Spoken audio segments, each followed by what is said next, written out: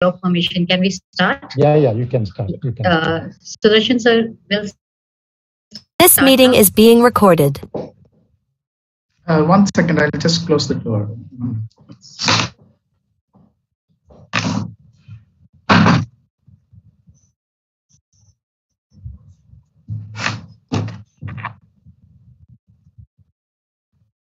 Yes. So we'll start now.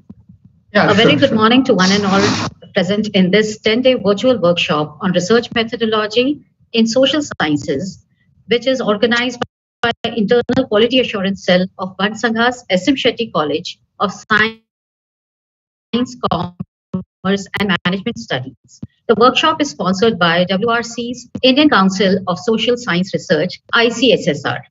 After such a motivating session by Dr. P. Subramania during inauguration, we all are now eager to go ahead for understanding and demystifying various aspects of research. The first session of this research workshop is on basics of research. It is very important to understand what is research all about before we start doing one. This session will be extremely helpful for all those who are doing PhD or are intending to do it. This session will enlighten us on the areas right from selection of PhD topic and to preparation of PhD viva. To guide us on the basics of research, we have with us an eminent personality from the field of research, Dr. P.K. Sudarshan. And it's my proud privilege to introduce Sir to this August gathering today. Dr. P.K. Sudarshan is a professor of economics in Goa Business School under Goa University. Presently, he is Vice Dean Research at Goa Business School. He was the head of Department of Economics at Goa University for 2 terms. He has completed his PhD in economics from Indian Institute of Technology, Mumbai in 1996 as a UGC research scholar. He has about 30 years of teaching and research experience. He was the chairperson of Board of Studies in Economics at Goa University for several years. 13 students have completed PhD under his able guidance, and 5 students are currently working for their PhDs. He has several publications to his credit in reputed national and international journals. Recently, one of his co-authored book has been published by Taylor and Francis. He has completed a few research projects too. His area of interest are microeconomics, international economics. He was a member of Goa University Court and the Academic Council and is chairperson for many academic committees. So we are so honored to have you with us for this first session of our workshop. So before I hand over the session to Dr. Sudarshan, I'd request all the participants, if they come across any queries or questions, please put it on the chat box. We will be taking either at the end of the session or as suggested by the resource person. So can we move over to our resource person and hear from him? Thank you, Dr. Nidhi. Thank you, Dr. Liji, and also thank you, Principal Sir. So my today's topic is basics of PhD research.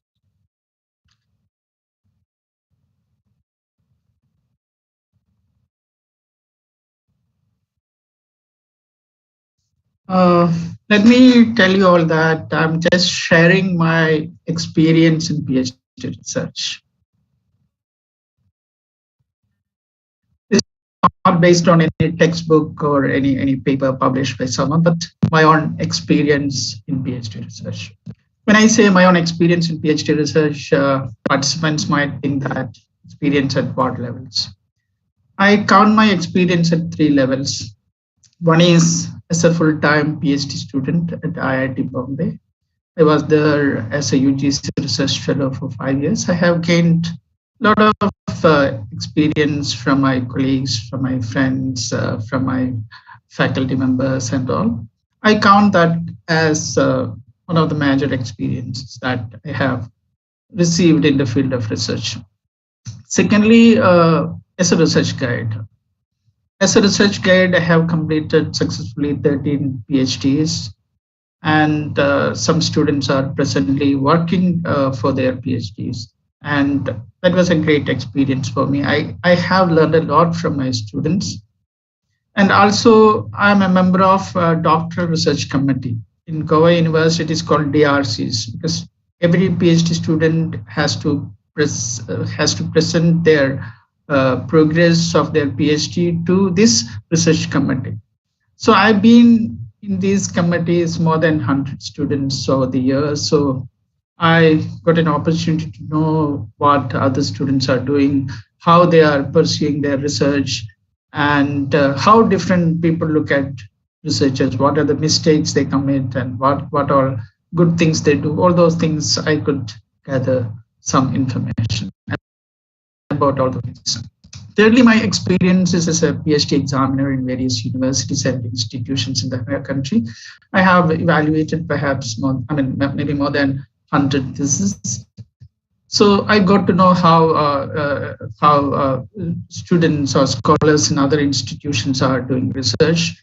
Is it different from what our students do in our university? Like that, different levels. Very high standard institutions thesis I have received, and also I have received thesis from state universities also I could gather. So these are my experiences, and I'm trying to share my experience. The presentation involves various aspects of topic selection, selection of guide, literature review, methodology, data sources, presentation of results in various chapters, referencing, even appearing for PhD via overseas examination. Okay. I'll check my internet to some other, it's showing some another service provider.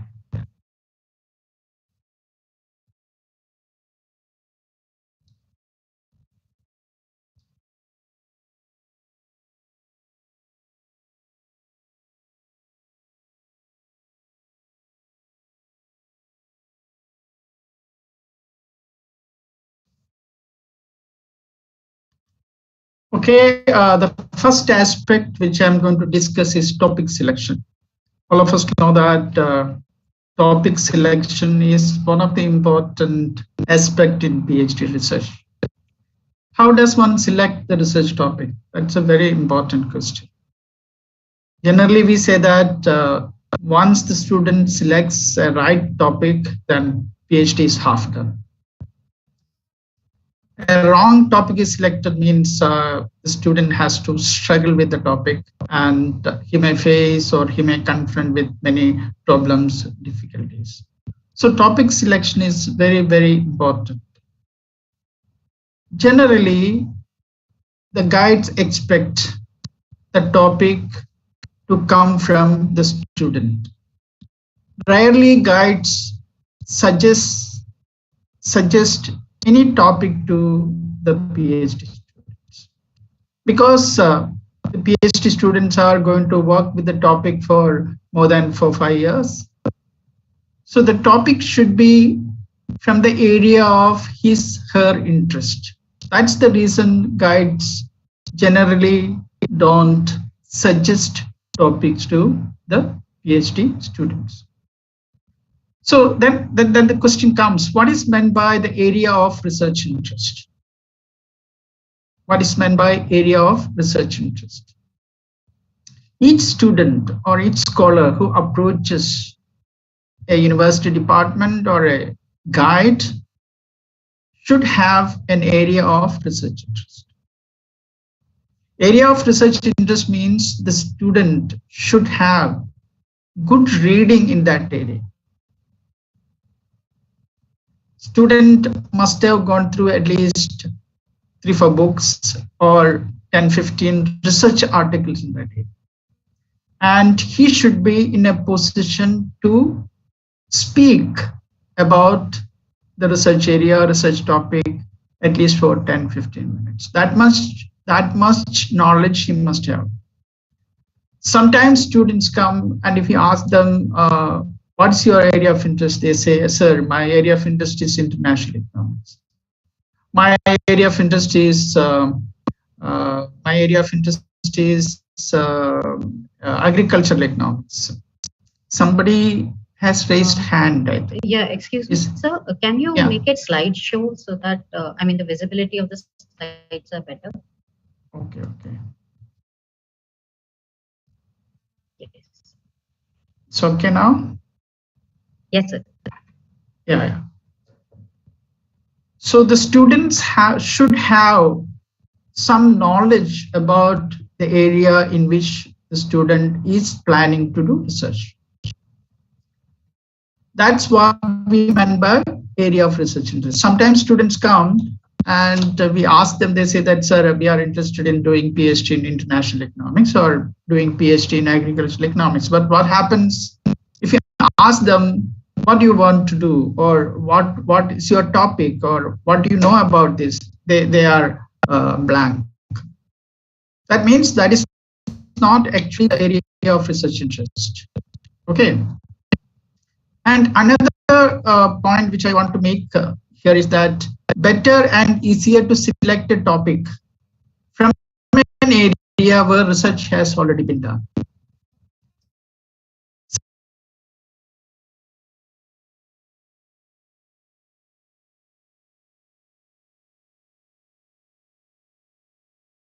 Sometimes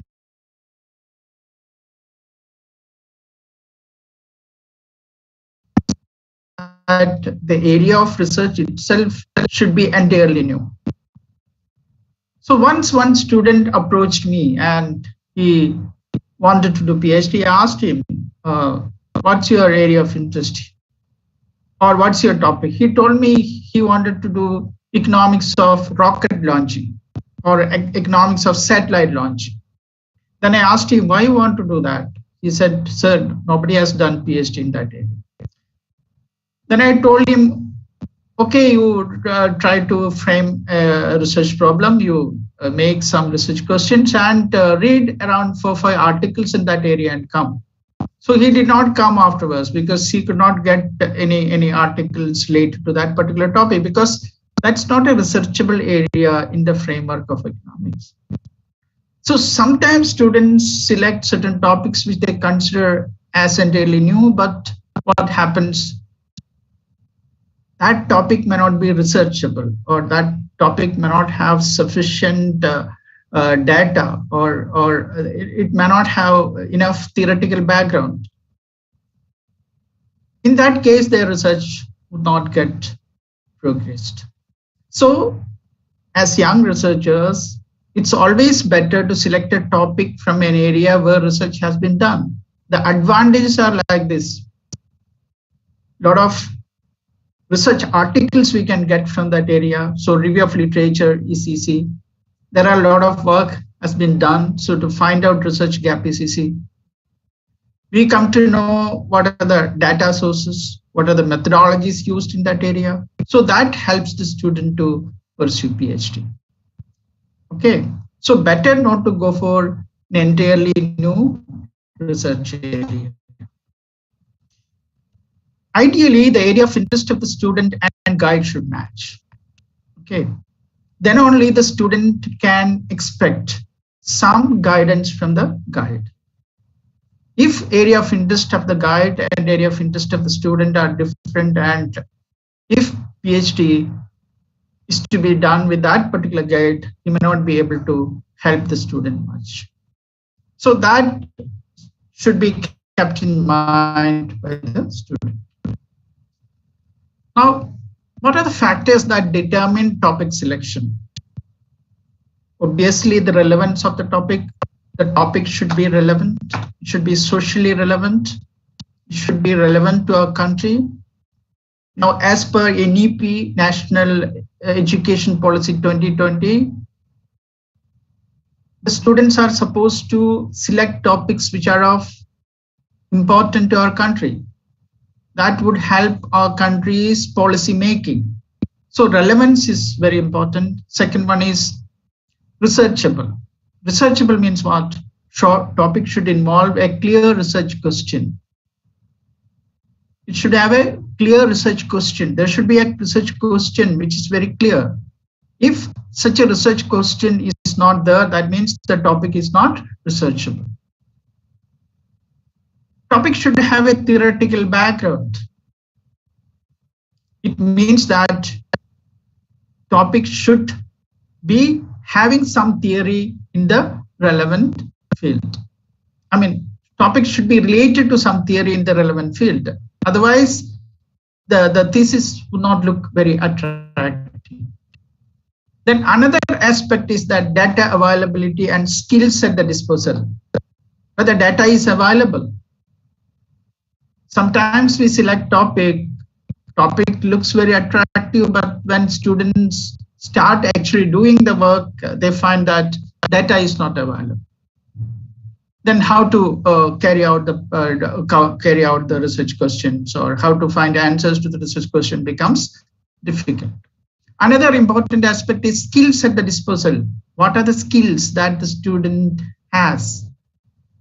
Suppose we take a topic where too much of quantitative analysis is required, but the student doesn't have that much skills, then he ends up in a problem. Okay. Another important point is that should be able to justify our topic in our discipline, because if I'm doing PhD in economics, I should be in a position to justify that this topic is in economics. Very often I have seen the experts asking, how can you say that this work is in your discipline? Whether how can you justify that your work is in economics? If I say that your work is in sociology, how do you refute that?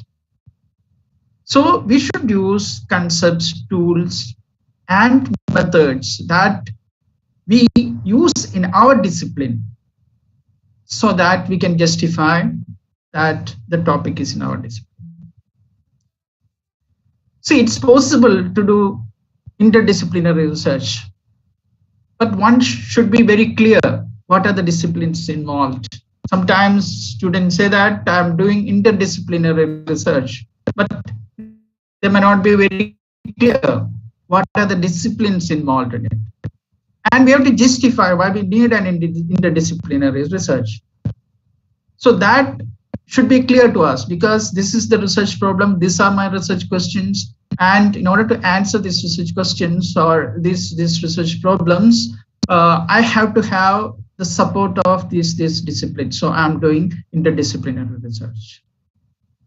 Okay. So my advice to the research scholars is that if someone wrongly selected a topic, better to change it.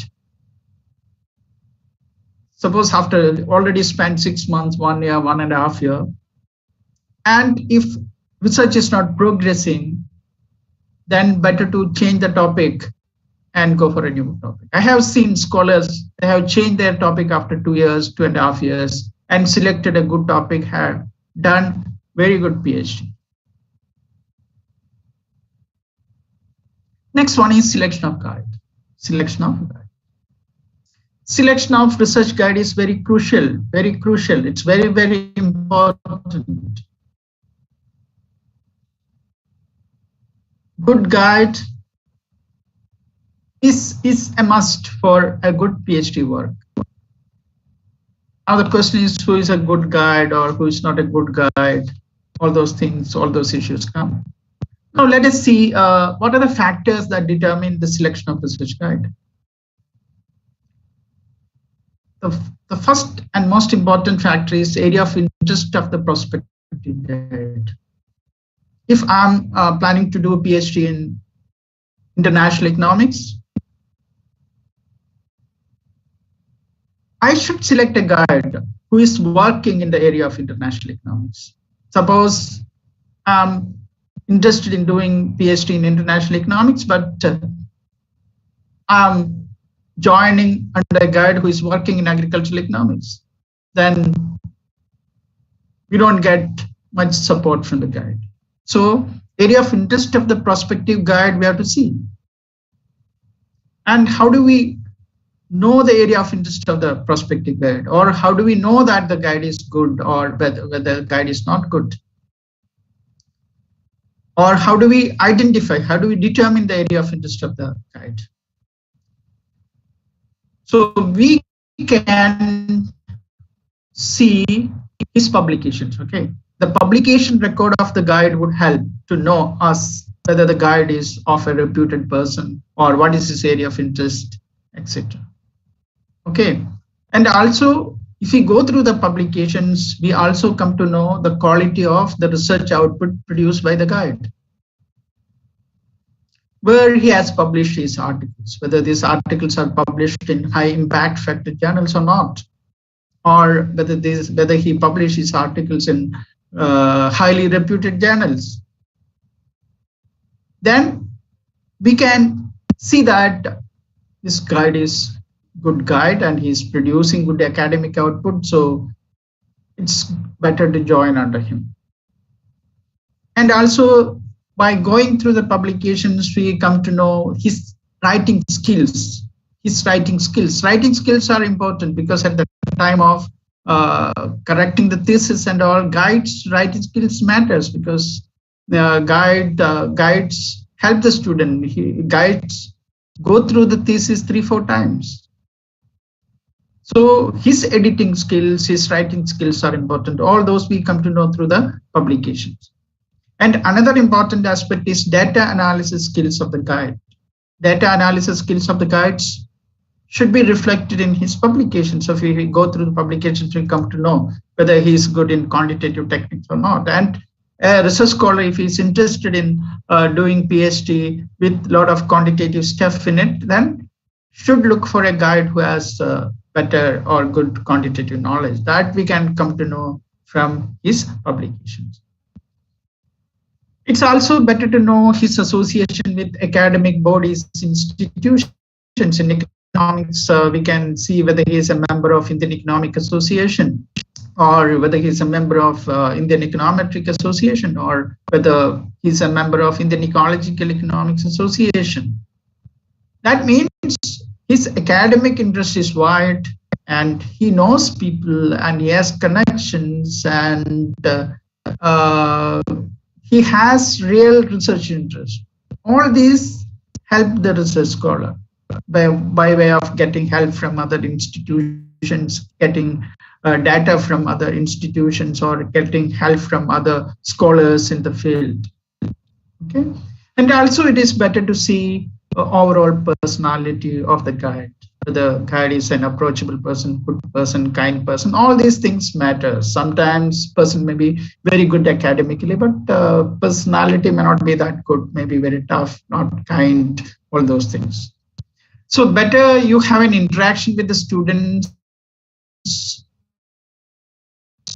who are generally what scholars do. They meet 3-4 scholars who are working under him and try to interact with them and try to understand about the guide. It's true that you would not get full details, but some idea one can get. Now, data sources. See, data sources are very important because I know many PhD students are their PhD works are held up because data is not available. Okay. There is a wrong perception that the PhDs are good only if they use primary data. It's not correct. Okay. You can decide first research topic, then look for data sources. We have to first decide what is the research topic, then see to address those research questions whether data is available. Okay, we have to look for data sources. If secondary data is available, we can go for that. Secondary data is collected by experts and it's available already. So we don't have to spend much time in collecting data manually. You get more time in analyzing already existing data. Okay.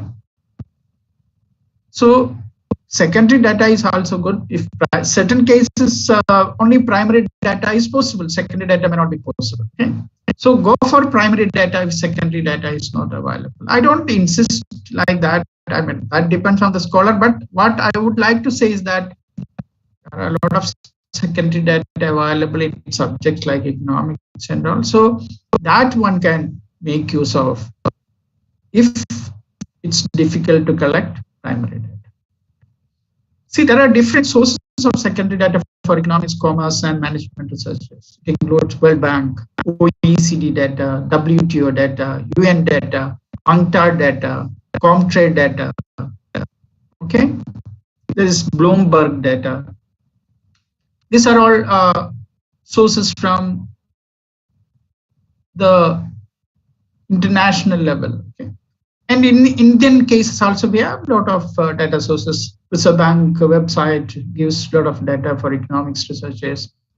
National Sample Survey Organization is there. Census data is there.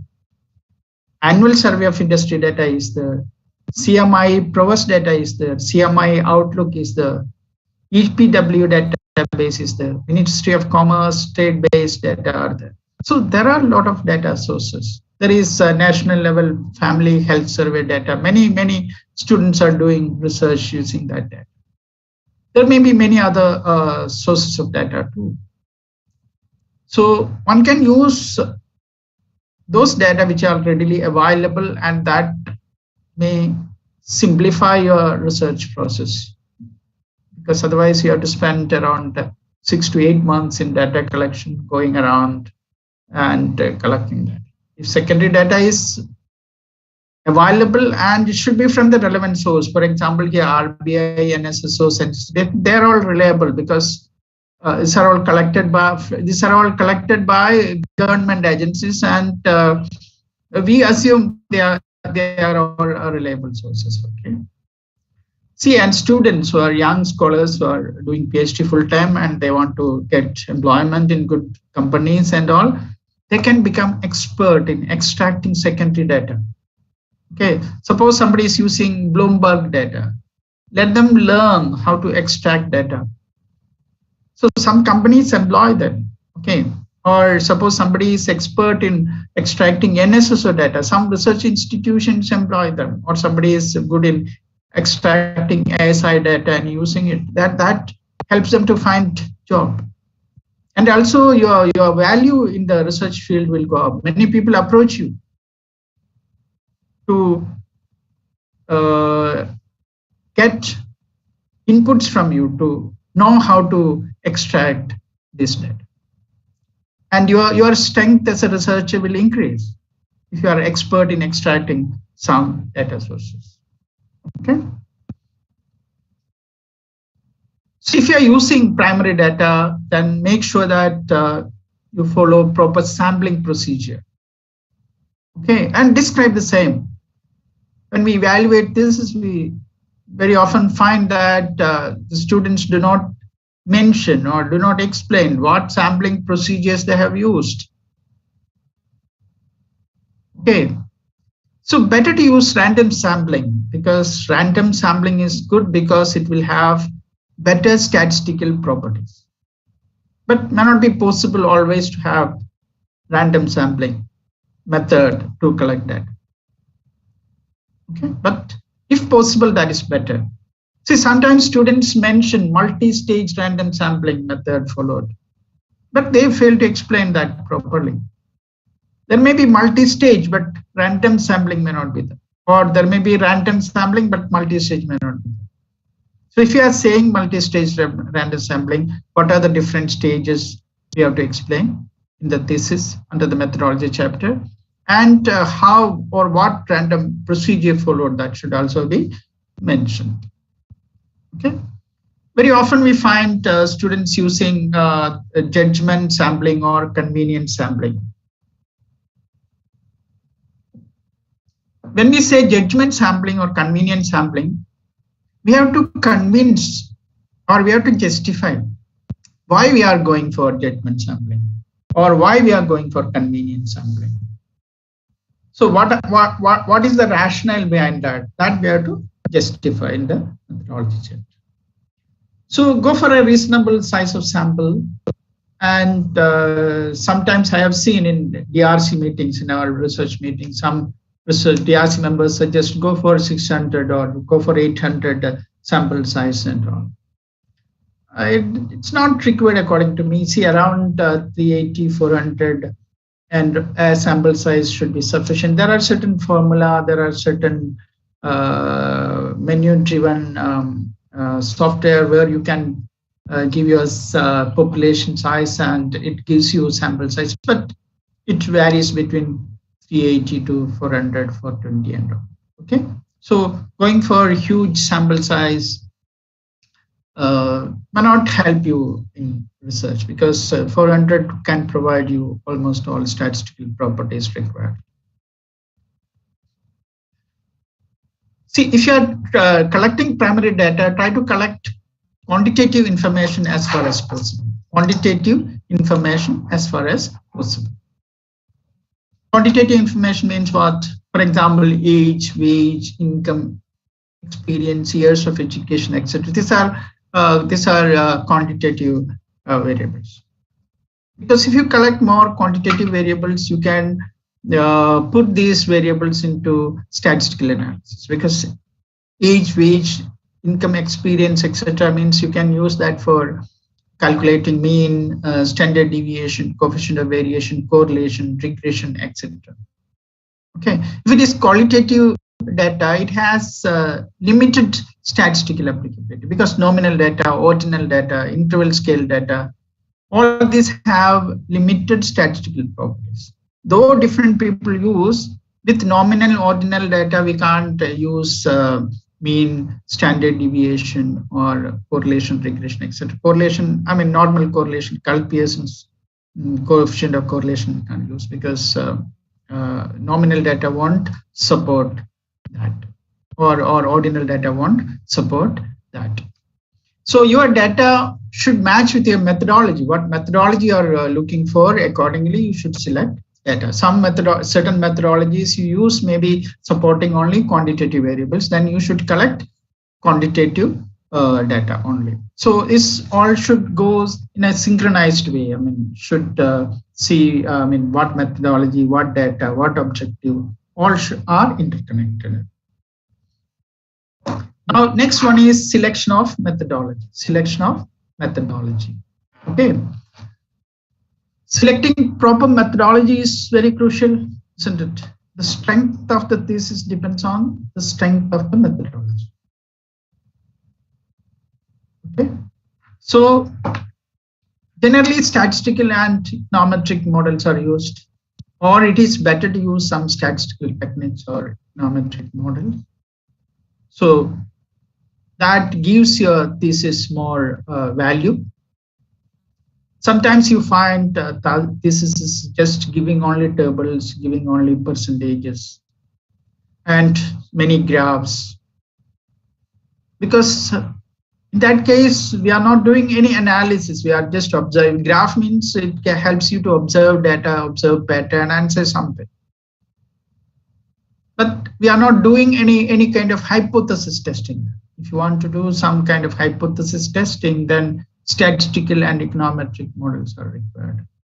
And many experts, for those who come as examiners at the Viva, they ask, you have written around 300 pages, but no statistical tools are used to test a hypothesis. You are just observed and said, this is better than that or something. But what is the statistical significance of this? You are not done. Such questions come. So better to use some statistical econometric models. PhD, we generally take 4 to 5 years. If you don't know, we can learn. It's not a great thing. With statistical software, econometric software, we need not manually calculate. We can get the results. What we need is that we must know what is that theory. If it is t-test, we must know what is t-test, how to interpret the t-value, and how to make conclusion. Okay, that's possible for without much background, but we have to learn. We have to spend some time on that, rather than saying that I don't know statistical tools and I'm not using. I use only tables and percentages like that. Okay, so it is important to ascertain your skills before you select methodology. So up to what level we can learn also. We may have some limits. Okay, so suppose we have come from a non-quantitative background, then there are certain constraints for us. So in that case, we must not be very ambitious to use highly advanced methodology. Then we may end up in problem. But certain simple techniques we can use. Suppose you are weak in quantitative techniques, better use simple statistical tools and hypothesis testing like t-test, set-test, chi-square test, Mann-Whitney test, ANOVA test, simple correlation test, etc. These are all very, very simple tests that you can do through, even you can do with the help of Excel, or you can use SPSS and do it. Okay. If you are good in quantitative techniques, then you may try for advanced trigonometric techniques like multiple regression, error correction model, VAR models, GARC models, etc., etc. And use these techniques only if situation warrants. If the research problem under study needs to use these techniques, then only use them. Should not use a technique just for using it. Sometimes we find people coming with the technique first. They come with a technique. So I want to use this. And they make topics for that and they collect data for that, like that. Okay. But it should be reversed. I mean, first problem and see variables and any of this model, then only you need to use. Okay. And if you are using qualitative data has limited applicability, but like ordinal data, scale-based data, Likert scale data and all has limited applicability. But this fact analysis, structural equation modeling, logic model, probit models, etc., can be used with qualitative data also. Okay, that one has to see what data is available and what all techniques we can use. So the selection methodology, therefore, depends on the type of data used for the study, whether primary data or secondary data, time series data or cross-section data, qualitative data and quantitative data. If you are going to use cross-section data, then many of the techniques which I mentioned, like this I mentioned, this error correction model, VAR models, GARC models, all these we can't use if you're using primary data. That's all time series data based methodologies. And so if you are using panel data, then if your data source is a panel structure, then you can use fixed effects model, random effects model, and all. So data determines what method you are using, or what method you are using. Accordingly, you have to collect data, something like that. So both are interlinked. So it's a must that I insist. I mean, I make this point with strong conviction that the research scholar must know what technique he is using in his thesis. See, there are different, now there are different ways, there are outsourcing available, there are people who do data analysis and give to the research scholars by taking money. But in the process, the research scholar is not learning anything.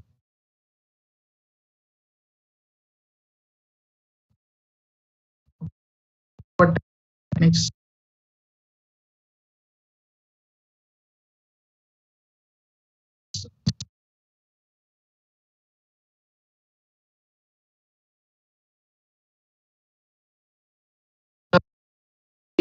ourselves or do it yourselves and get the result.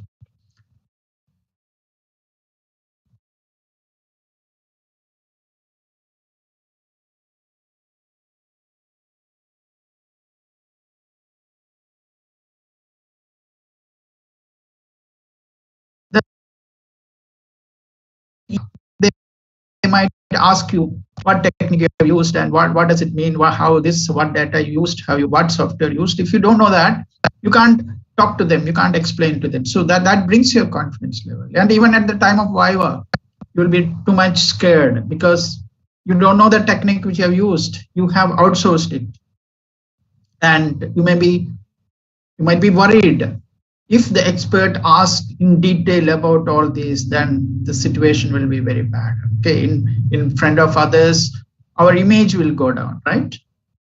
So those things will happen. So maybe we are using simple techniques or small techniques, but whatever we use, we should be clear about it. Okay. So don't decide the technique first and look for topic, but choose first select the topic, then your objectives, research question, then see what technique we can use. Now the next one is selection of software. There are many statistical software available. There are many statistical software available. See, all these softwares are more or less similar, but certain softwares has certain advantage over others, and certain softwares are useful for some kind of data. For example, if you are using time series data, then eViews is good. I'm talking about econometric software. Okay, since I'm from economics field, I know that there are some researchers from other fields also, but these softwares are commonly used by all. So if you are using time series data, then eViews, CHASM, Gretel, etc. can be used. If you are using cross-section data, then SPSS is better, or Stata would look better, or Gretel we can use. And if it is panel data, LIMDUP, Stata, these are commonly used. But all other softwares also have this, but this may have certain more features that helps the research. Okay. So if somebody wants to do fact analysis and structural equation model, there is one software called MOS, and that's the same company that that makes SPSS makes that. So depending upon what kinds of data analysis we are going to do, accordingly we can select, we can look for a software. Now R software has become very, very popular, and if one can learn R software, then he can do whatever exercises or whatever analysis he wants to do with the help of R. Then we don't have to use these paid other softwares. R is freely available too. But one has to learn little. I don't know R software, but that's what I'm hearing from others. But it's not difficult. If one tries for 1 month or 2 months, he can or she can learn R software.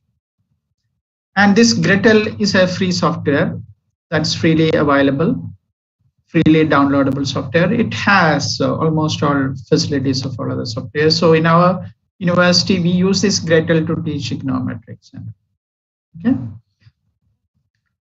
So I would advise you all that try to be an expert in at least one software, rather than spending your whole time in learning all softwares. No meaning.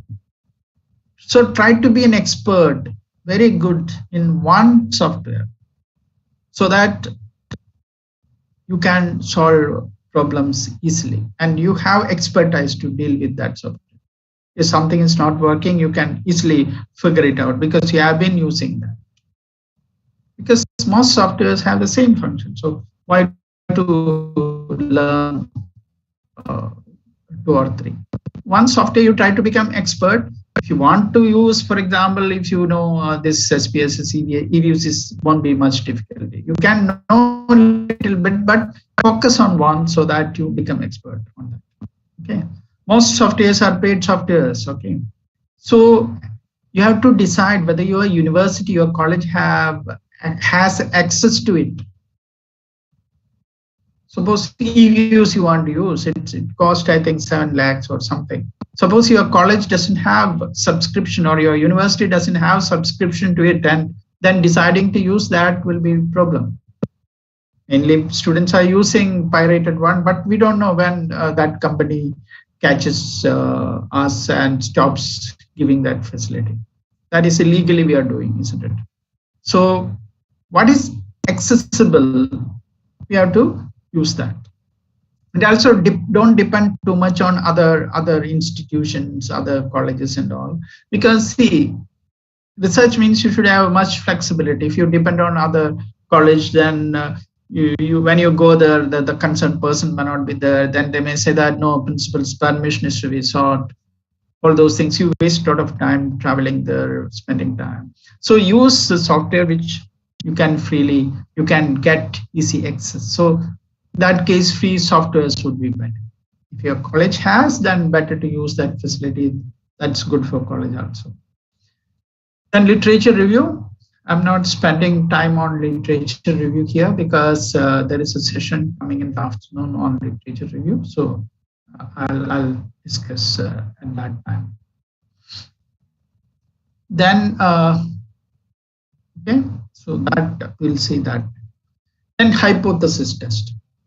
Okay. So hypothesis testing is an important aspect of PhD research. That is the essence of PhD research. If you don't test hypothesis using proper statistical methods, our thesis may not be considered as very good. Okay? So the purpose of statistical models or econometric models we use in our thesis is to test hypothesis. See, we are using correlation as a statistical rule. What we are doing in correlation? We are testing the hypothesis that whether two variables are correlated or not. So all statistical methods, techniques we use are used for hypothesis testing. So if you are using a statistical techniques, indirectly we are testing hypothesis. Regression, ANOVA, chi-square, all these statistical tools we are using for hypothesis testing only. So it scientifically tests whether two variables are correlated. Or in regression, if one variable increases by 1 unit, how much the other variable would increase.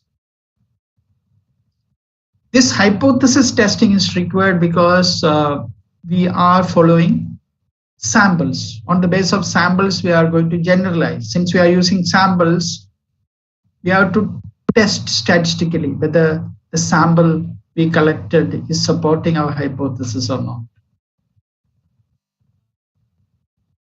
Okay.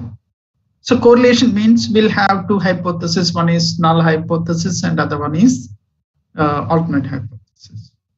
Or null hypothesis could be that consumption and income are not related. That is null. And alternate hypothesis is what? Consumption and income are positively related. So then we do the correlation analysis and we get the correlation value and we get the corresponding test statistic. Then we compare that with the table value and we decide whether there is correlation between these two variables or not, or whether the correlation between these two variables is significant or not. Okay, so unless we do the hypothesis testing, if we report correlation, the researchers won't accept that result because it's not statistically tested whether there is correlation between these two variables. Okay, so like that, there are various tests. So all techniques which I mentioned, even structural equation model, factor analysis, so all these are doing hypothesis testing only.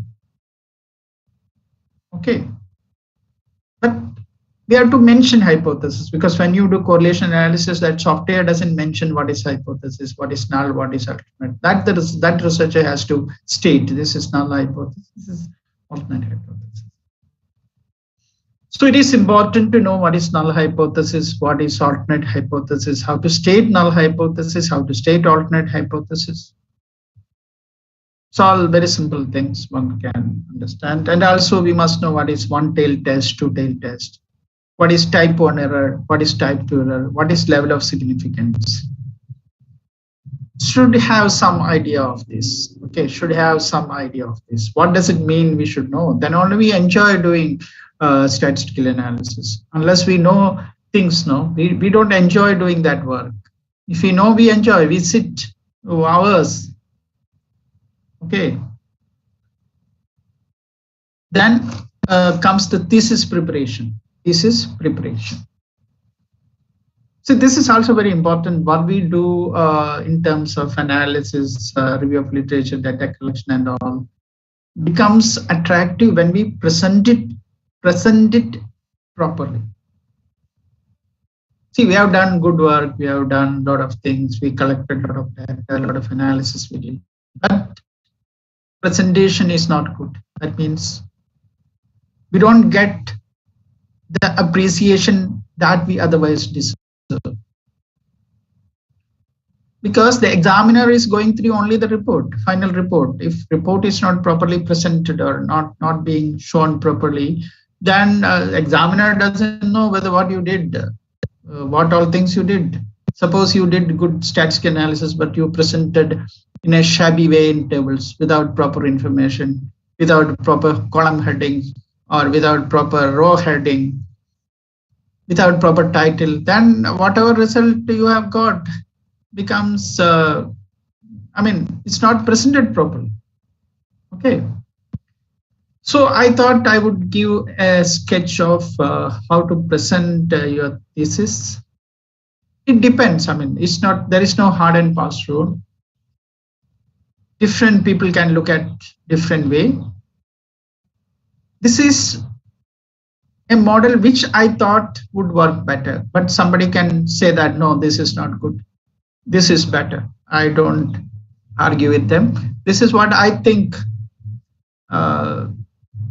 would look better. This is, I told you in the beginning, this is from my experience having gone through different theses and having students have worked under me and how we did, and also what other researchers have done. Considering all those, I thought this would be better. So plan your thesis in 7 or 8 chapters. 2 less and 2 more chapters, 2 long chapters also not. Too many numbers also not. So ideally better to have 3 major objectives.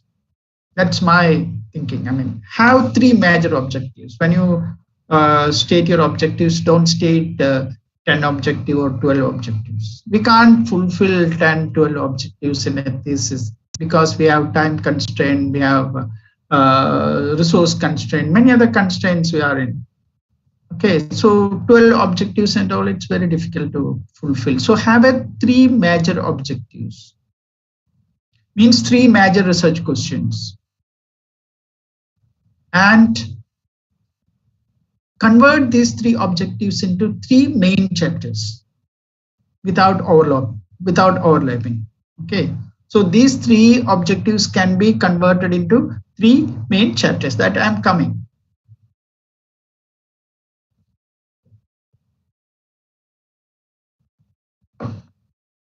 So the first chapter is an introductory chapter. That all of you agree, and introductory chapter is a must. So afterwards I'm going to show what all things we should include. Second chapter, I would suggest a review of literature chapter. And third chapter, methodology. Depending upon the situation. Depending upon the situation means if your methodology is a common methodology, you are using same methodology or common methodology for all your chapters, then you can give a separate chapter, methodology chapter. I'm going to discuss that. Then chapter 4 is a background chapter. Okay, I'm going to deal with that. Then chapter 5 will be core chapter that pertains to objective 1. Chapter 6 will be dealing with objective 2. Chapter 7 will be dealing with objective 3. And 8th chapter will be summary and conclusions. So these are just suggested chapter scheme I have already mentioned, and there is no hard and fast rule. One should follow this. One can add 1 more chapter as a core chapter. Also, suppose you have 4 objectives, you can add 1 more chapter. Okay, and this background chapter depends. If you need, you can include, and if you don't require that, you need not include. Now let us see. So ideally, core chapters. Okay, so 7, 8 chapters are sufficient. Very important to give a proper thesis title. Title is very important. Looking at the title, people try to evaluate our skill or our expertise in the field. Don't give very lengthy thesis title that goes into half page or something like that. Should be very precise, to the point, and at the same time it should convey what is going to be inside. Okay, so generally most universities when you start, you give a title, then after 1 year, after the coursework and all, you can revise your title. In our university, even at the time of pre-synopsis, we can slightly change the title. Because see, when we work 3-4 years, we find that the way in which we planned did not work. So we maybe we want to make certain small changes in the title. In our university, that is permitted, but I'm not sure in all other universities that works. And the title should convey broadly what is there inside the thesis. Okay, and not necessary that all aspects or all objectives are reflected in the title. Sometimes you see title, long title that depicts what all things did inside. I mean, that's not needed. So it should be very precise. Let us see what all things we should include in the introduction. So introductory chapter shall be around 15 to 20 pages only, and that should showcase your thesis. By going through the introductory chapter, the person should get what is going to come. It's like a trailer, okay? It should showcase your thesis. It should be very, very brief. Introduction means it should be very brief. It should cover background of the study, statement of the research problem, highlighting research questions, objectives, hypothesis, scope of the study, data and methodology in brief. Methodology chapter is going to come later, detail, and chapter outline and limitations. Okay. Generally, people write introduction after having written all of the chapters, though we are supposed to write in the beginning, but because then only we get an idea of how to put. I mean, then only that introductory chapter would clearly represent what are going to come afterwards. Okay, so what I have found from evaluating many theses are that research problem is not clearly stated. Research problem, there may be subheading saying that statement of the research problem. But if you go through that, we find that the research problem is not clearly stated. That research issue is not highlighted, but something is written into 3 paragraphs, but it's not touching the core research issue. That kind of feeling sometimes we get. And objectives are not very clear and precise. If you read objectives, we don't get clear idea what the researcher actually want to do. What is his objective is not very clear. Hypotheses are not clearly stated. Not hypothetical at all. Sometimes hypothesis is put in such a way that it is certain, not hypothetical at all. Okay. And hypothesis we should put in a testable form. Hypothesis, once we state, means to be tested. So that statement as per the statistical procedure norms we should put. Okay. I have mentioned ideally 3 or 4 objectives are all right. And review of literature chapter. This we are going to see later. So review of literature is an essential part of the thesis. It can be second chapter because that provides background.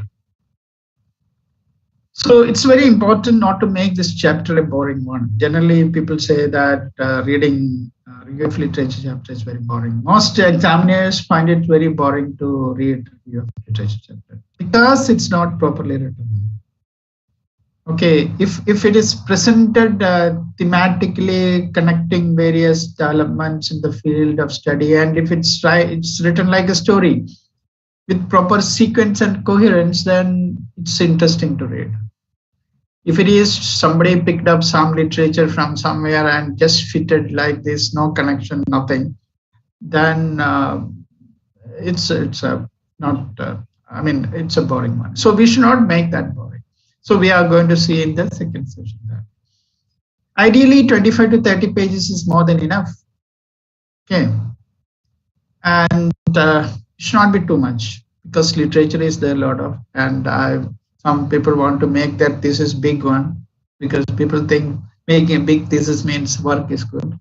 So they include too many literature, too many papers, and make a review of literature chapter 50, 60 pages. 25 to 30 pages are enough, because what we expect is the essence of it. Okay. So we have find around 50, 60 articles. We have to limit somewhere. Some areas, a lot of literature is there. So we have to limit somewhere. Only then, if too much literature is there, we may review only literature of the last 10 years or last 20 years. Like that, somewhere we have to stop. And should elaborate on summary and research gap. That we are going to see in the afternoon. But now methodology. See, if methodology is common to all chapters, better to give it as a separate chapter. See, if it is primary data-based study, mostly we have to explain how data is collected, sample size, description about sample village, sample units, all those things. That's common to all chapters. That's common to all chapters. So we can give a methodology in one chapter. Okay. And what are the tools used? What are the variables? All those things we can give in one chapter.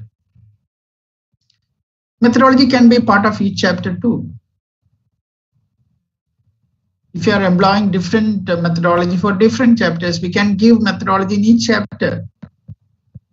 See, one may be using multiple regression model for one particular chapter. So we can explain that in that chapter.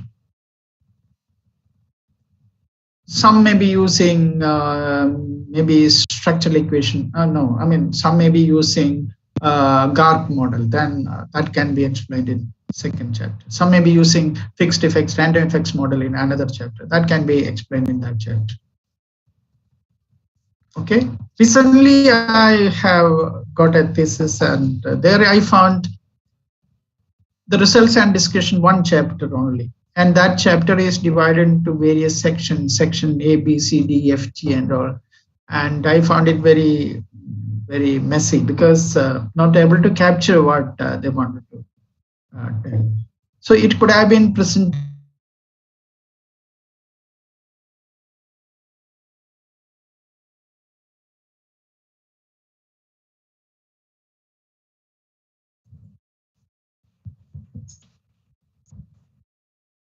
used in the study, techniques and econometric tools used.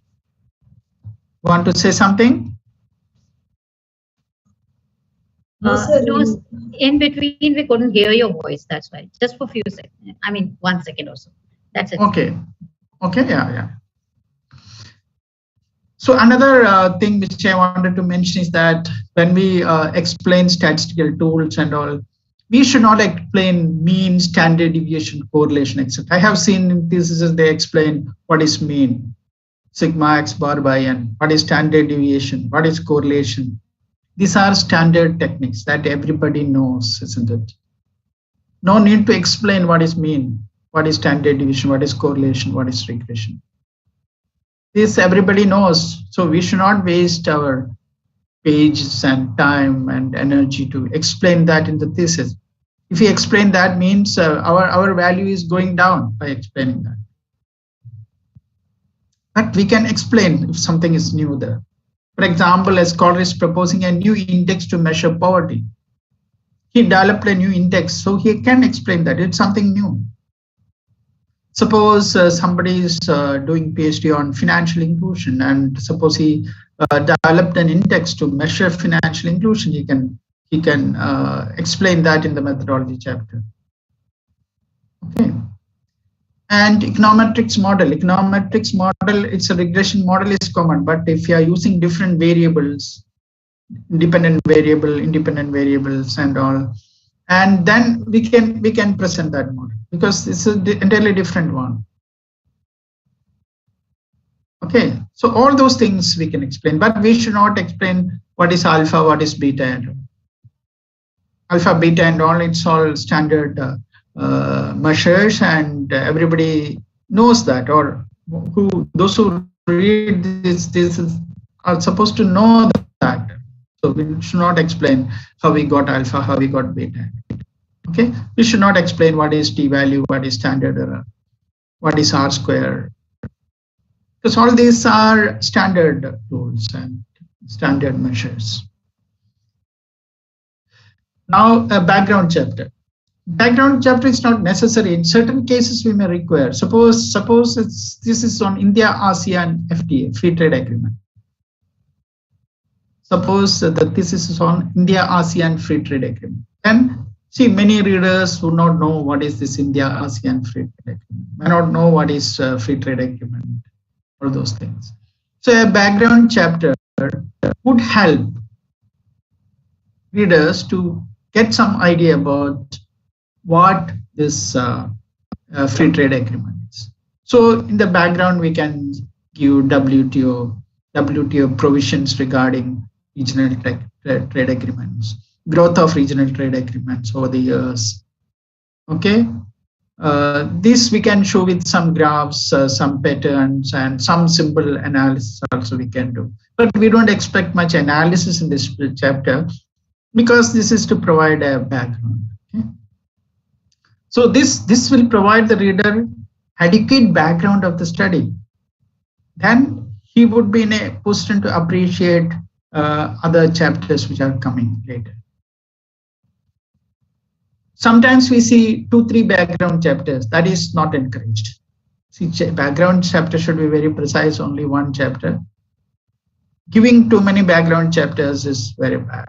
It's unnecessary. I'll give you one example. Suppose somebody is studying cooperative banks in North Goa district. All of you know that Goa has only 2 districts. One is South Goa, another one is North. So somebody is supposed to study cooperative banks, urban cooperative banks in North Goa district. So suppose somebody is giving profile of cooperative banks in India as one chapter, profile of cooperative banks in South India, another chapter, profile of cooperative banks in Goa, another chapter, profile of cooperative banks in North Goa, another chapter.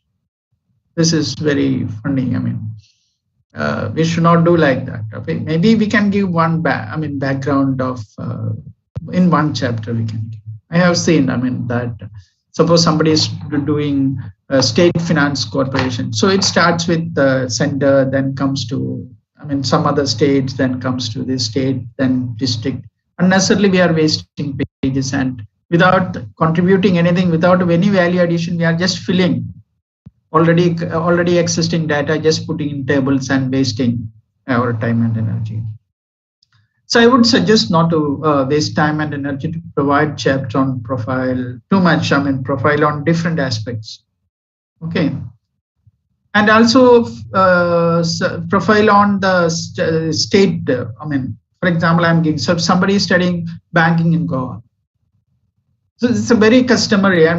Customary means many people do. If somebody is doing anything about Maharashtra, then unnecessarily one chapter on profile of Goa or profile of Maharashtra.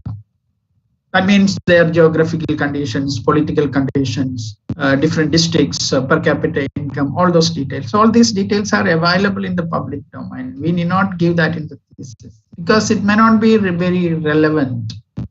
Okay, because here the study is banking, so why to give geographical conditions, political conditions? If anybody can Google and get all those information, so we, as a research scholar, we should not waste our time in providing all those information. So sometimes we see chapter on profile of the state, another chapter profile of district, profile of village, etc. So these are not needed. So only if it is necessary we should give, and that should be very relevant. Then core chapters, 5, 6, 7 core chapters. Okay. See, the chapters are properly titled, and title should convey what is covered inside. Okay? And don't give long titles like paragraph.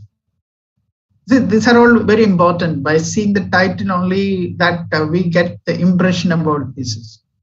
If title is badly put, then we don't feel like reading further. Okay? And the results are to be presented in tables with table number, table title. And each column and each row should carry name, should include the units, whether it's in rupees, whether it's in dollars, whether it's in lakhs, whether it's in million, billion. kilogram, kilometer, percentage, absolute value, all. Once I got one thesis, there throughout thesis, the tables don't have the value, what value, whether it is rupees or in crores, or rupees, or in dollar, and no proper column heading and row heading, nothing. So I had to send back, suggesting him to revise and put everything correctly and send back. Okay, so these are very important. So table numbers should be there correctly ordered, because there is list of tables you have to give in the beginning. And table should be properly made. Should not be like in between one column is blank, or it's not properly put. It should be very neat and clear and should look good. And sometimes we find data is given tables and graphs. Throughout this, sometimes you find one table, one graph, one table, one graph. Sometimes I feel, why do we give tables and graphs? The same information we are presenting in two different ways. Nothing new we are showing. See, sometimes graph helps, because suppose we are studying India's export for last 30 years. If you see the graph, we can make out trend, or we can see something. This is, for example, the male 40%, female 60%. In table that is given, in pie diagram also that is given. Why do we give that? Because 40-60% we can make out. So such things should not do. I mean, that won't add any value to the thesis, and that will bring down our image in the eyes of the examiner. Okay.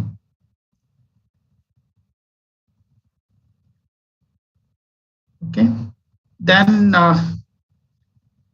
so each chapter, except introduction and conclusion. Introduction and conclusion, I told you around 15 pages would be sufficient. Introduction and conclusion. Okay, but all other pages should be around 25 to 30 pages only. That in 25 to 30 pages, you should be in a position to convey your results and summary everything. 25 to 30 means maybe 35 hours. And it should not be like what I'm saying, it should not be like one chapter is 65 pages, another chapter is 5 pages. It should not happen, because it should not happen. What I mean is that if it happens, that means we did not plan organizing the material properly. Therefore, it comes like. Okay. See, what I will do, I may take this full time here, and maybe next session we can have questions on this, or you can collect questions which you are getting in the chat box, and we'll discuss in the next session. Okay. Next session we don't require this much time. Is it okay? Yeah. Okay. So this time I'll go up to 150. I think very handful of questions. There are a lot of compliments though. As you wish. Okay. Yeah. So we'll do that because I need another 15 minutes. So, all right. Yeah. So after that, afternoon we'll have more time, because there we don't have much to discuss. Sure, sir. I'll make a note of the questions. Yeah. So the present results in a logical and sequential way. Whatever results we present should be very logical and sequential. Should have connection. It should come one after another. It should be like a movie. I mean, story is told. I mean, told in a movie. How it's told. It should be sequence. Otherwise, movie becomes boring and people go out. So this should also be there. There should be logical. There is sequential way. There is connectedness between various things we tell.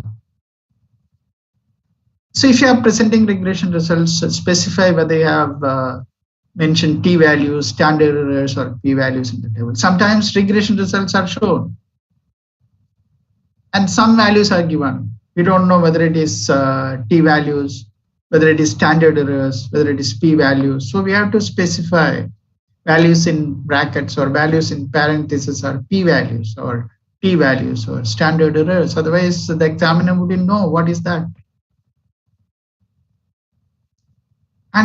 Another important point, each table, graph, results are to be discussed and connected to the main theme of the chapter.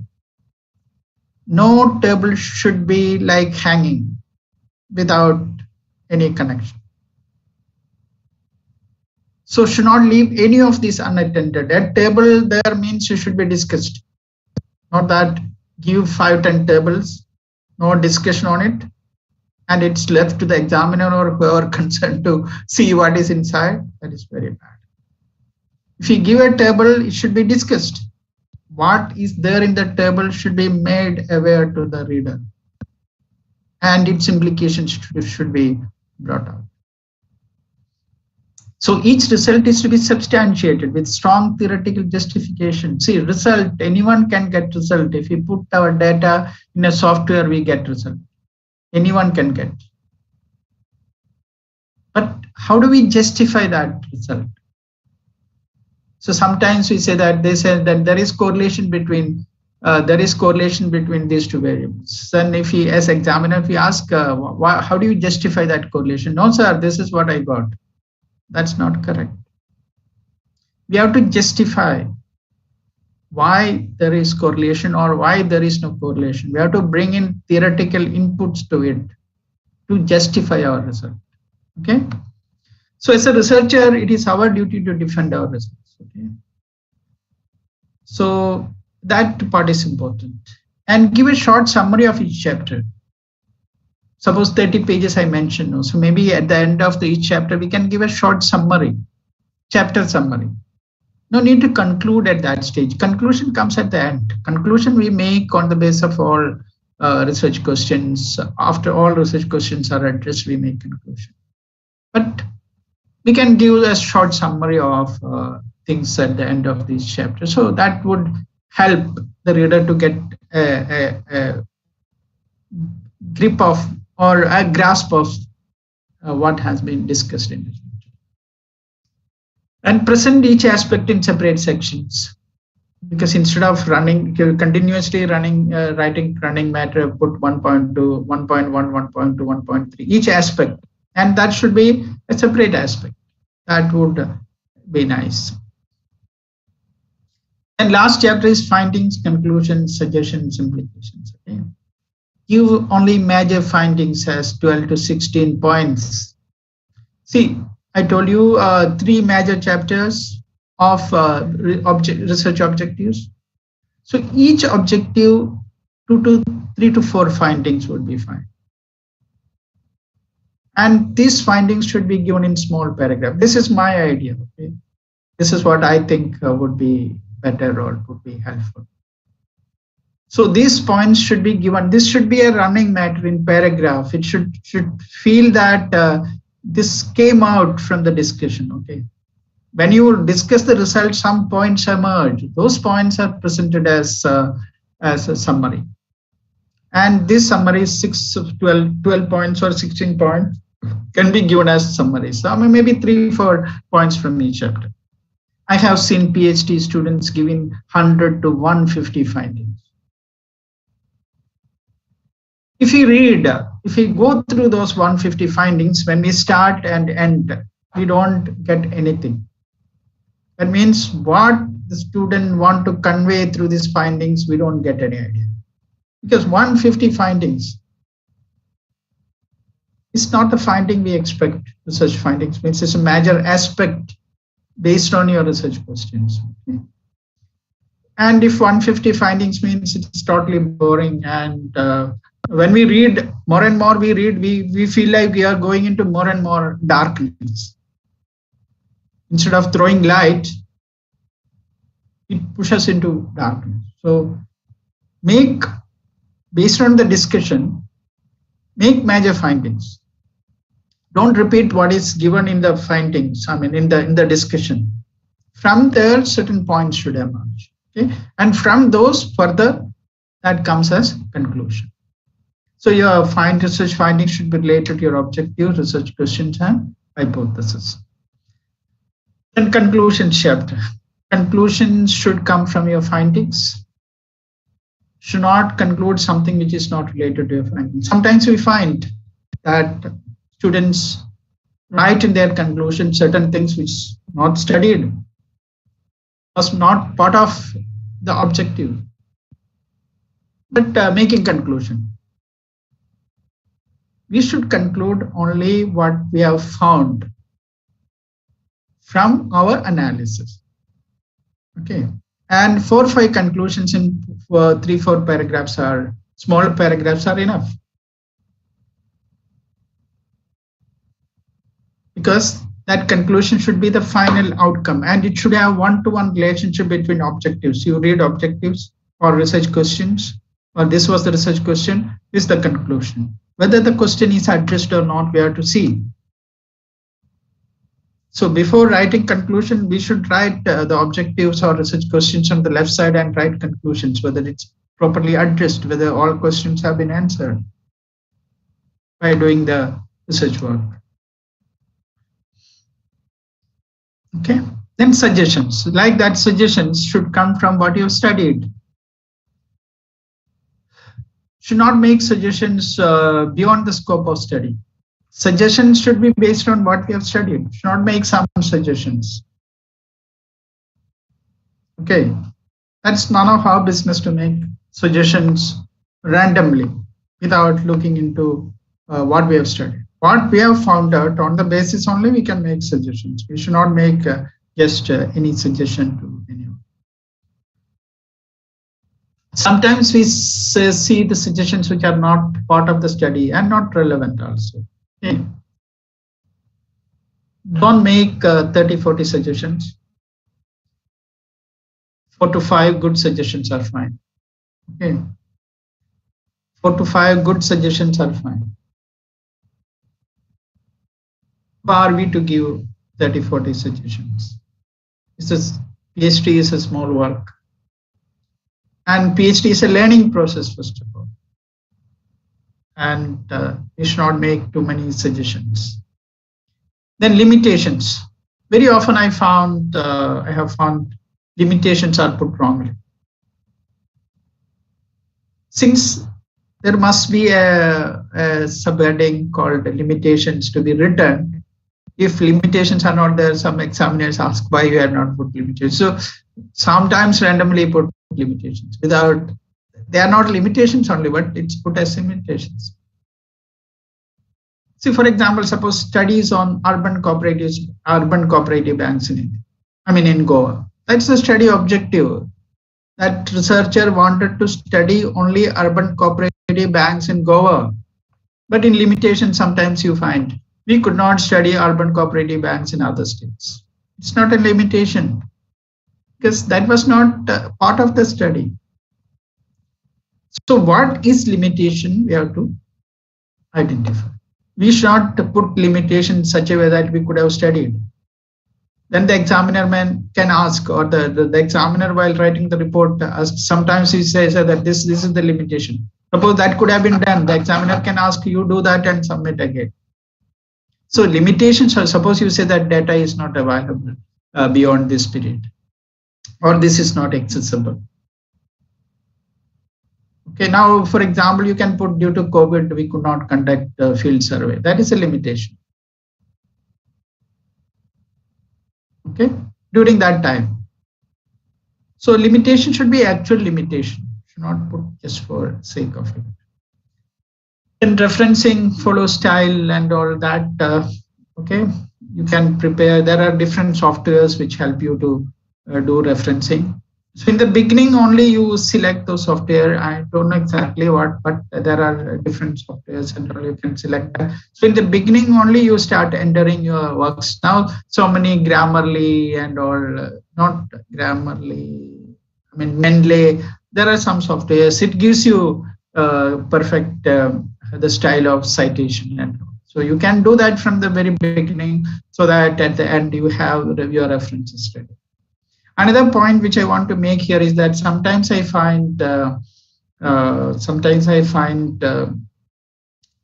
references at the end of each chapter, or bibliography at the end of each chapter, and at the end of the thesis also. It's just repetition, because you are giving at the end of the chapter and the same thing you are giving at the end of the thesis. But whichever I have seen thesis from some good institutes and all, and I have also followed the same. Give references at the end of the thesis only. Give references at the end of the thesis only, and give only references. Earlier, we used to give bibliography. Bibliography means you can include the literature which you have read but not included. But these days, if you see research paper, you don't see any bibliography. You see only references.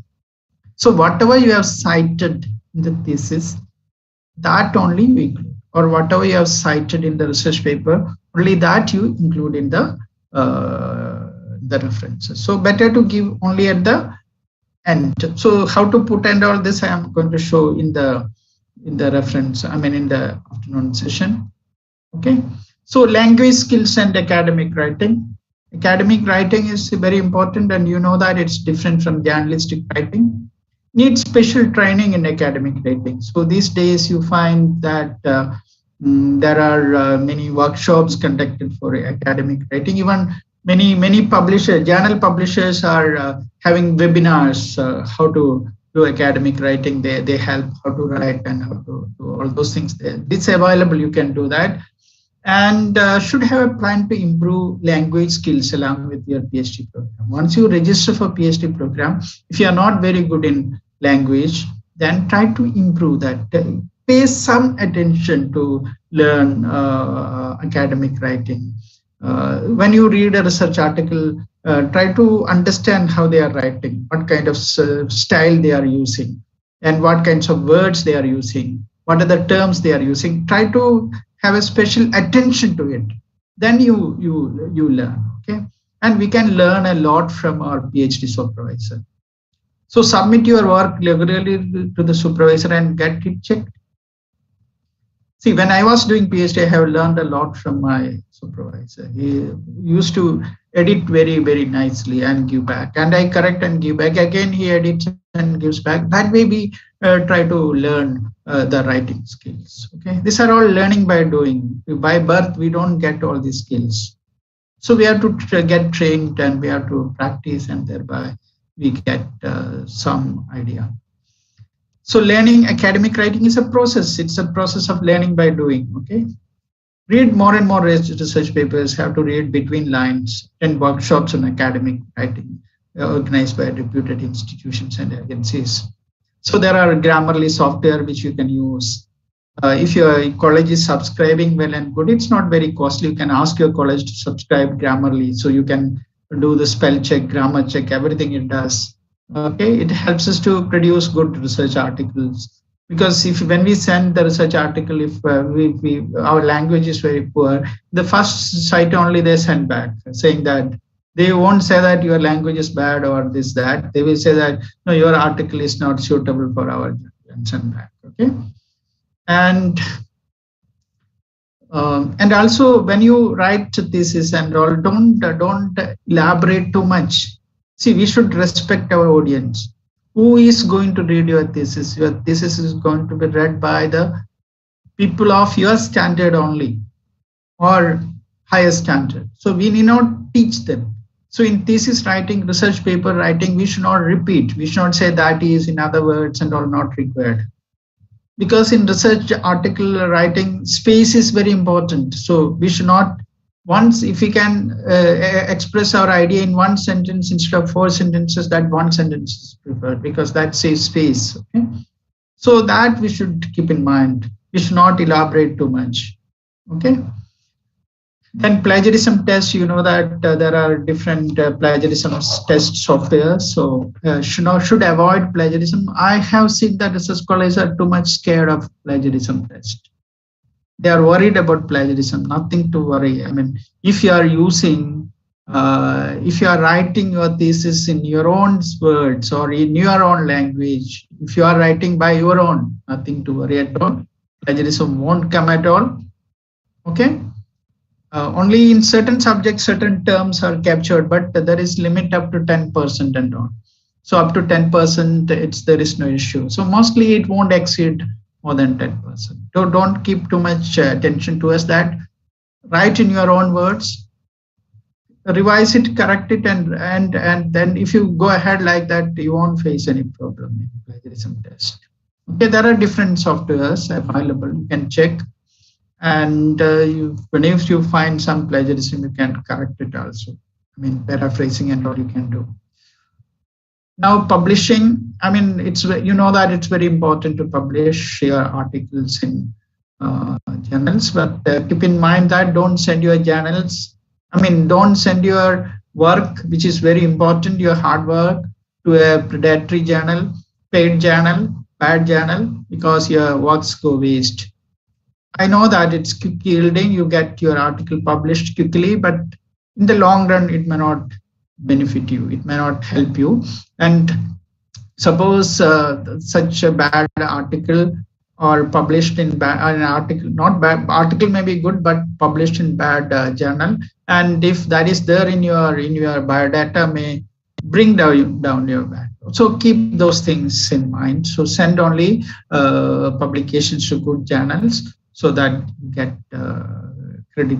I mean, you get credit for that, for your work. Okay.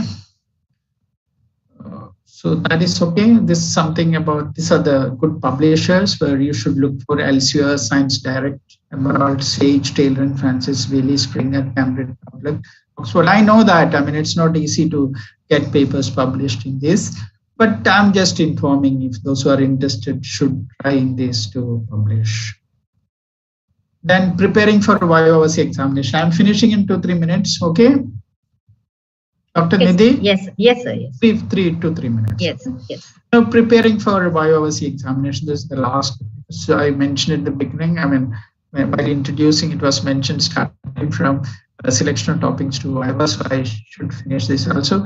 Should have an overall idea about thesis, methodology, results, findings, and conclusions. You should have a grasp of your thesis. You must know what you have written. You should have full control over the work you have done, then nothing to worry. Okay. Generally, questions are sent to the guide. Generally, examiners send the questions to the guide or to the university. Most universities reveal the questions to the student. The questions are very philosophical. Even if you know the questions, it would be difficult for you to find answers to the questions. Such kind of questions are asked. They don't ask what is this. The questions are asked in such a way that the student struggles to answer it. Therefore, mostly the questions are given to the students in advance. So they get a time of 15-20 days to prepare for that. Okay. And mostly the examiner asks questions from there only, but it's not necessary. Examiner can ask any question outside also, but generally these questions examiner asks, because they mention that questions, even when the report mentions, report format mentions questions to be asked at the time of Viva. So we mentioned 3 questions or 3, 4, 5 questions we mentioned, and that will be asked there. Okay, but students can come prepared for that. But still it will be difficult to answer. Okay, but some other questions could also be asked. It is free. He's free to ask any question from the thesis, get clarity on any aspect mentioned in the thesis. But prepare your work for 30 minutes. Prepare PPT very clearly and make presentation. But very important point, show the rigor of your thesis. Sometimes we find the thesis, in the PhD Viva presentation, some universities I have sent, they don't show any table, any model, anything, only findings, only running matter, objectives, hypothesis, major findings, conclusions, suggestions. From that, the examiner and others who are present for your thesis Viva won't understand the rigor of your work. So you should include your model, your data, your variables, your results. Tables and all should not explain too much, just show. As far as possible, you should show all your tables so that others get to know that you have done a lot of work. But don't spend time, just show for a second, this is the table. If somebody is interested, they will call back those tables and ask you a question. You should not explain each table and all, but we should show our work to others, because this is after 5-6 years of work we are presenting. Okay. So the presentation should reflect fully the work you have carried out. Okay, don't bother about whether audience would understand or not. that is none of your concern, because you are produced something which is great and you are presenting that. Others, I mean, the audience may be students or someone from public, he may understand or may not understand. So you need not explain everything in detail, but you show this is what. This is supposed to be mainly, Viva means you are presenting to the examiner mainly, and some learned people. So your target should be there. So don't explain too much and spend time, okay? So those who are interested would ask you questions if they need some clarification. Do some trials before going to final presentation, and don't take tension or stress because it will go through. If you know what you have done, nothing to worry. Okay. So give only questions raised by the experts from the audience and or from the audience. Sometimes I have seen some scholars get into problem, unnecessarily answering something, giving something, some examples to the point, whatever they are asked to give answer to that only. If they want more explanation, they will ask, then only you give answer. Don't get into problem by answering this and that. After PhD, what to do after PhD? See, let me stop by saying that PhD is a training. PhD is a training to do research. Okay, PhD is not an end in itself. It's just a beginning. You are learning how to do research.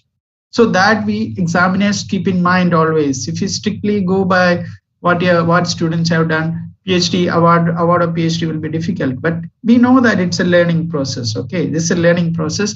From there you start doing better works. Okay, keep that in mind. So whatever you have learned during the PhD period, use that for further research and carry that till your end of your life. I don't say academic life. There are people who have retired also doing good research and publishing.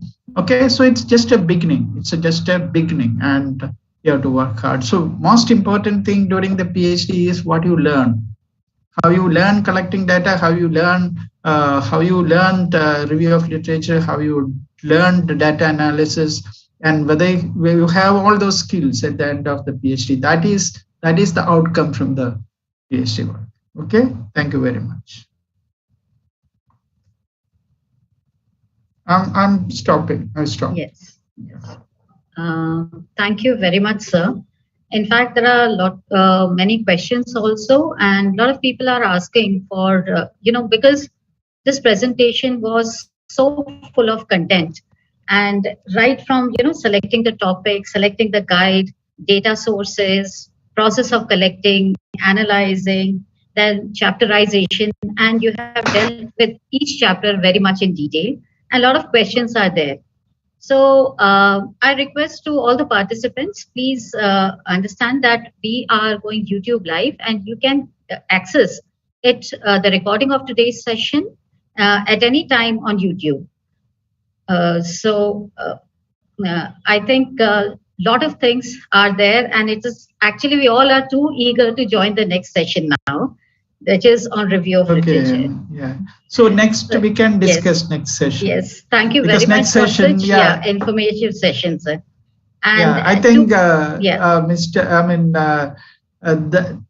Dharma Purikar, I think, Mr. Sir wants to raise, has raised hand, I think.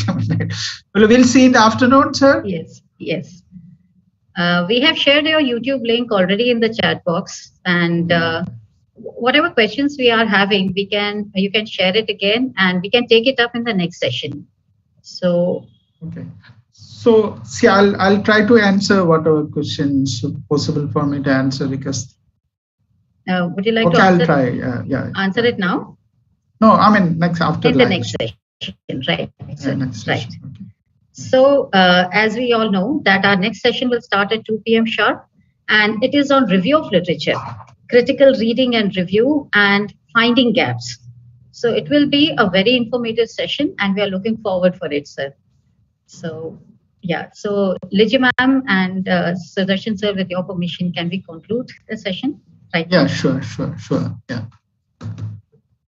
So whether I should close this or I'll keep it like this. The recording has stopped. So you can keep it like this only. Yeah. Okay. Yeah. Yes, we can join back on the same link at 2 sharp, at 2 o'clock. Okay. Yeah. Participants also need not leave. You can stay here and then come back at 2 o'clock. Yes. Yes, sir.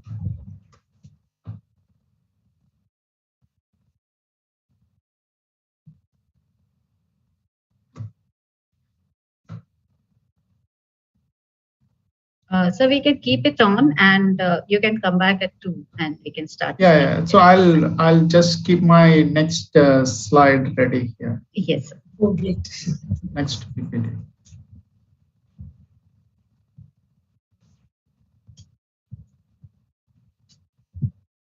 Okay, you can close.